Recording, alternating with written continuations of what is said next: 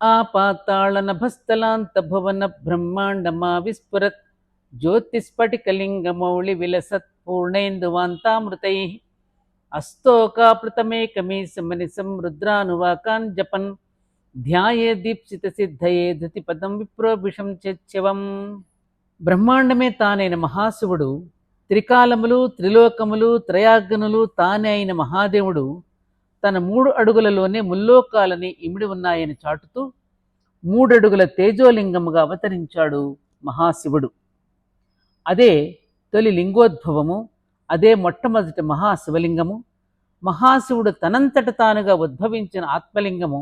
ఆ అపూర్వ తేజోలింగోద్భవ కాలమందు శంఖ ఢమరుక ఢేరీనాదములతో దిక్కులు మార్మోగుతుండగా హరహర మహాదేవ శంభో శంకరన్న శివనామ స్మరణలతో పారవస్యములతో ఉర్రూతలూగిపోతూ ఉండగా శివలింగమునందు సాకార రూపుడే దర్శనమిచ్చాడు సదాశివుడు.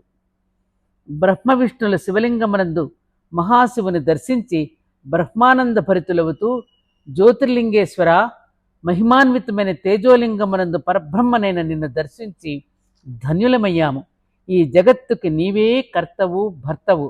ఇక మీదట నీవు ఇదే విధంగా లింగమునందు ఉద్భవించి జగత్తును ఉద్ధరించు ప్రభువు అని ప్రార్థించారు.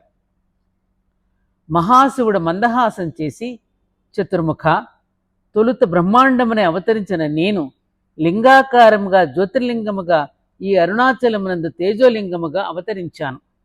ఈ తేజోలింగము అరుణాచలేశ్వరుడని పేరిట విరాజిల్లుతుంది. తొలిసారిగా నేను సాకార శివలింగ రూపముతో అవతరించిన ఈ మాఘ బహుళ చతుర్దశి అర్ధరాత్రి నేటి నుండి మహాశివరాత్రి అని పేర సర్వలోక ప్రసిద్ధమవుతుంది. ఈ రాత్రి నన్ను అర్చించి పూజించిన వారి పట్ల దయాళువునై వారికి కైవల్యాన్ని ప్రసాదిస్తాను అని వరమిచ్చాడు. జ్యోతిర్లింగేశ్వర, జయము జయము అంటూ బ్రహ్మ విష్ణులు భక్తి పార్వస్యములతో జయజయధ్వానములు చేసినారు. వారి భక్తి ప్రపత్తులకు సంతసించిన భోళాశంకరుడు ఈ విధంగా వారిని అనుగ్రహించాడు. మహాశివరాత్రి అని పేర లోకప్రసిద్ధముగాను ఈ పుణ్యదినము నాడు పగలు రాత్రి ఉపవాసముండి ఇంద్రియ నిగ్రహము పాటించి భక్తి శ్రద్ధలతో విధి విధానముగా శివలింగమును పూజించువారు 1 సంవత్సర కాలము శివుని పూజిస్తే లభించినట్టు ఉత్తమ ఫలమును ఈ ఒక్క దినమునే పొందెదరు. మహాశివరాత్రి నాడు శివలింగ ప్రతిష్ఠ, గౌరీశంకర కళ్యాణము చేయువారు మిక్కిలి శుభఫలమును పొందగలరు. ఈ మహాశివరాత్రి నాకు అత్యంత ప్రియమైనది గాన ఈనాడు శివనామస్మరణ చేసిన వారు సైతము శివసాయుధ్యము పడేయగలరు. దేవా, పంచాక్షరీ మంత్ర మహిమను దయతో వివరించండి అని బ్రహ్మ విష్ణువులు ప్రార్థించారు. ప్రణవము అనగా శివ శక్తి సమ్మేళనం. ప్రకృతి అయిన శక్తియు ఆదిపురుషుడైన నేను సాకారమున ఏక శరీరలము కావుననే ఈ ఏకరూప సంకేత శబ్దము ప్రణవము అనబడును. ఈ ప్రణవ ఓంకారము నుండి పంచాక్షరము ఆవిర్భవించింది. అట్టి పంచాక్షరి నుండి త్రిపాద గాయత్రి మంత్రము, ఆ గాయత్రి నుండి సమస్త వేదము, ఆ వేదము నుండి మంత్రకోటులు ఆవిర్భవించినవి. ఆయా మంత్రములను జపించడం వలన వాటికి నియమితమైన ఫలితములు మాత్రమే లభించును. కానీ వాటికి ఆదిమూలమైన ప్రణవ పంచాక్షరి మంత్రమును నియమనిష్టలతో భక్తి శ్రద్ధలతో జపించిన సర్వాభీష్టములు నెరవేరుటయేగాక భోగమోక్షములు రెండూ సిద్ధించును.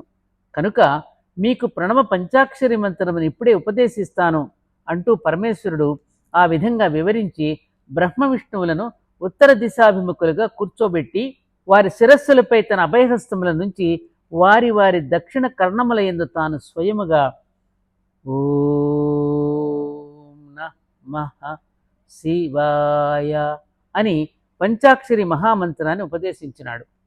బ్రహ్మ విష్ణువులారా, ఈ శివ పంచాక్షరి మంత్రము శక్తివంతమైనది. శివలింగోద్భవ కాలమున శివ పంచాక్షరిని దీక్షగా జపించడి వారు ధన్యులై పునర్జన్మరహితులై శివసాయుధ్యము పొందెదరు. ఒక్కసారి నిశ్చల నిర్మల భక్తిపూర్వకముగా శివశివాయని స్మరించినంతనే నేనే వారిని అనుగ్రహించి అభయహస్తమిచ్చి ఆదుకుంటానని గ్రహించండి. మీకివే నా మంగళాశీస్సులని వారిని ఆశీర్వదించి అంతర్హితుడైనాడు ఆ పరమేశ్వరుడు. ఓం నమః శివాయ. ఓం నమః శివాయ. ఓం నమః శివాయ.